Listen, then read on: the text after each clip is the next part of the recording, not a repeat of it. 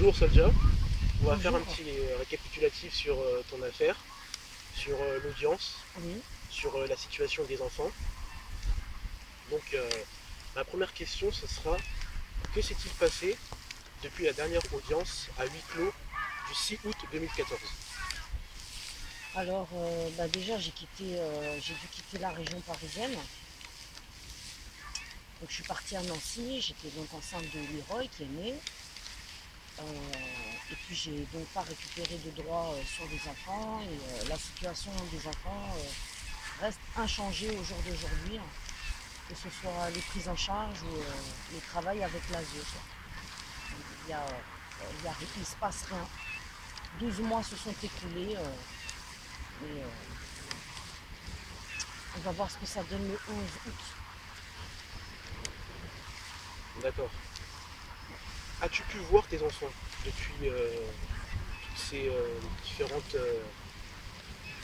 audiences Alors j'arrive à voir mes enfants parce que j'estime que toutes ces mesures et cette justice est hors la loi, c'est une mafia.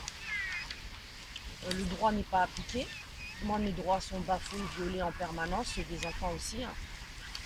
Moi aussi, je suis hors la loi face à ça. Donc, je vois mes enfants en cachette. Chaque fois que c'est possible d'organiser quelque chose pour pouvoir voir mes enfants même une demi-heure, eh bien, je me débrouille pour les rencontrer. Donc, oui, je vois mes enfants. psychologiquement? Comment ça va? Alors, il faut savoir que depuis toutes ces années, j'accumule beaucoup de stress post-traumatique. Le stress post-traumatique est dû au choc et aux violences qu'ont subi mes enfants, à ce harcèlement social et judiciaire qui a duré pendant pas mal d'années. Psychologiquement, comment je suis? Entre la colère et entre la plénitude et la sérénité, parce que j'ai rien à me reprocher en tant que maman. Donc mon combat il est légitime. Psychologiquement, je vais dire que je vais bien. Malgré tous les chocs, je vais bien. Je m'en sors bien par rapport à certaines personnes, certaines victimes. D'accord. Es-tu actuellement persécuté et harcelé? Alors oui, puisque donc de nouveau nous avons eu des nouvelles de cette affaire de diffamation avec le président du Conseil général, Christian Favier. Donc il y a ma mise en examen, ma première audition devant le juge d'instruction Favre et une audience aussi, une audition de nouveau devant le juge d'instruction avec un avocat commis d'office le 13 concernant donc cette affaire de diffamation. Je suis poursuivie avec Jérémy Lehoux. Donc oui, je suis toujours persécutée par la justice. Par contre, la justice n'instruit toujours pas d'affaires ni d'enquête autour de ce qui se passe, ce qui se passe autour de mes enfants et au niveau des juges qui ne respectent pas la loi, des agents du Conseil général qui ne font pas leur travail, de tous les mensonges, de tous les faux rapports, de tout ce qui circule sur moi. Il faut faire avec tout ça. D'accord. As-tu eu des soutiens par rapport à cette affaire, aux audiences, à la situation des enfants?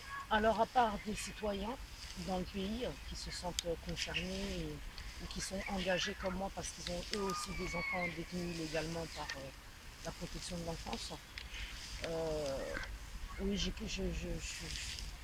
beaucoup de soutien humain dans le pays, de par plein de régions, des sœurs, des frères formidables. Après, en ce qui concerne des collectifs, des associations ou des médias, ils brillent tous de leur absence. Donc il n'y a personne en fait. Donc tous les gens qui ont dénoncé, qui se sont intéressés à cette affaire en 2010-2011 et qui ont mis l'affaire en lumière dans des reportages ou des interviews, tous ces gens-là aujourd'hui sont tous absents. Je ne sais pas pourquoi ils ne suivent plus l'affaire. Pourquoi il y a un tel silence, une telle censure sur cette affaire judiciaire. Moi-même, je ne peux pas l'expliquer. À part que c'est une affaire judiciaire hors norme, parce qu'il n'y a pas qu'une affaire. C'est deux, trois affaires qui touchent une affaire. Si les gens arrivent à comprendre. C'est pas juste un placement. Et puis moi, j'appelle pas ça un placement. Les enfants ne sont pas placés. Ils ont été enlevés, soustraits, et ils sont pris en otage.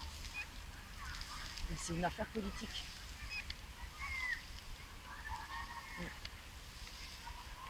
Donc on peut noter une absence des médias, de la dissidence, des résistants Oui.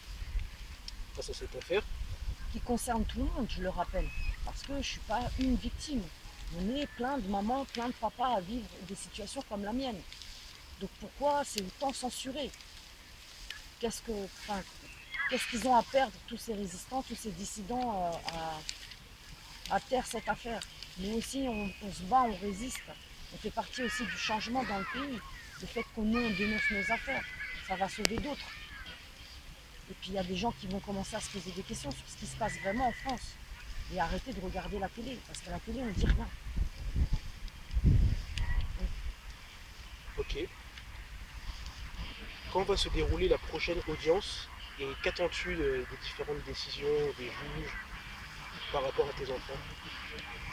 Alors la prochaine audience aura lieu le 11 août à 9 h au TGI de Créteil, rue Pasteur Valérie Radeau, métro Université, pour ceux qui veulent venir m'apporter du soutien à moi et aux enfants qui seront aussi présents à l'audience.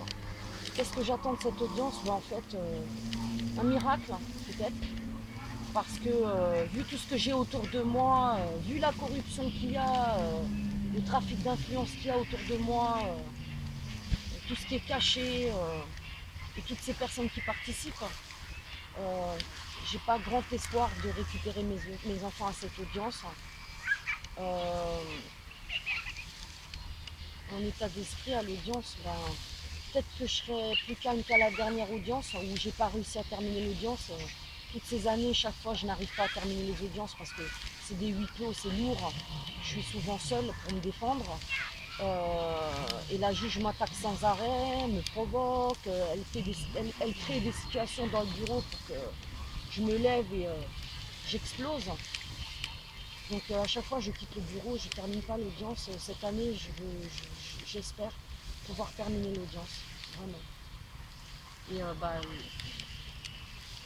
avoir mes 30 minutes de parole, comme dit la juge Rinaldi, pour pouvoir m'exprimer moi aussi sur les 12 mois d'absence de mes enfants et sur ces plus de 5 années de casse et de destruction de mes enfants par la protection de l'enfance du Val-de-Marne. On peut déplorer aussi dans cette affaire le fait que la justice n'écoute pas tes enfants aussi.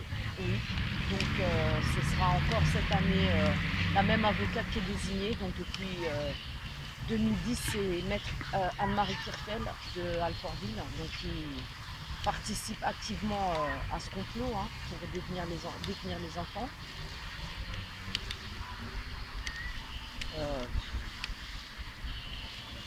Je vois pas qu'est-ce qui pourrait changer,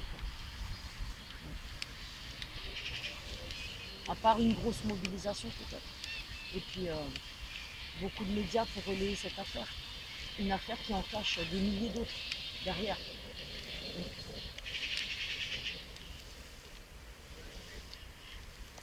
De toute évidence, on peut tout de même noter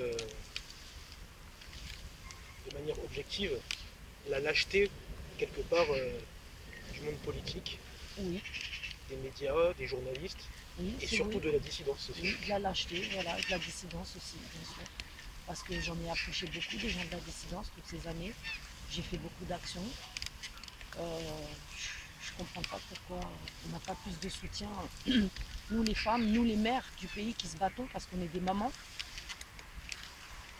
On prend beaucoup de coups. On n'a pas la force on n'a pas la force d'un homme, mais on est au combat, on est en première ligne dans cette guerre silencieuse. Parce qu'il s'agit bien d'une guerre silencieuse, pour ceux qui ne comprennent pas.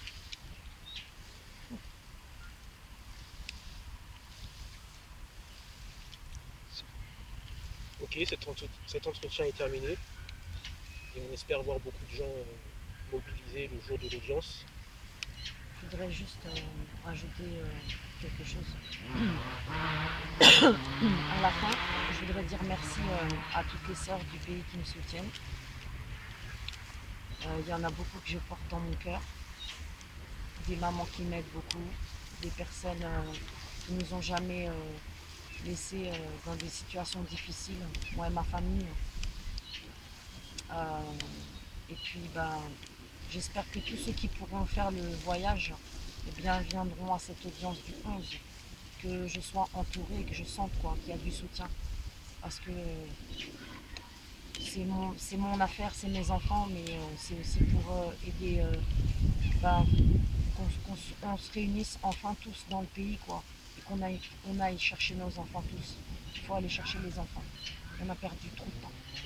Donc unissons-nous tous, papa, maman, pour faire bouger les choses.